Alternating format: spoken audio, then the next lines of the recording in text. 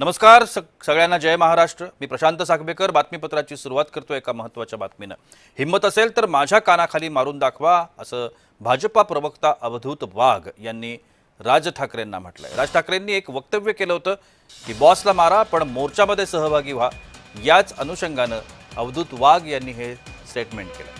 अवधूत वाघ असं म्हणाले की माझ्याकडे जवळजवळ 250 कामगार काम करतात, त्यापैकी कुणीही माझ्या कानाखाली मारून दाखवावी, मी त्याला ताबडतोब कामावरून काढून टाकेन आणि त्यानंतर राज ठाकरे आणि त्यांचे मनसे काय करेल हे पाहावं लागेल असं देखील अवधूत वाघ यांनी म्हटलंय। आपल्या मुलाचा दुकान चालवण्यासाठी लोकांच्या नोकऱ्या घालवणारा भारतातला एकमेव नेता म्हणजे राज ठाकरे। अरे तुम्ही लोकांना काय संदेश देताय? सुट्टी नाही दिली तर बॉसच्या कानाखाली आवाज काढा, बॉसच्या तोंडावर मारा। मग तो बॉस तुमच्या मुलांना नोकऱ्याला ठेवणार का?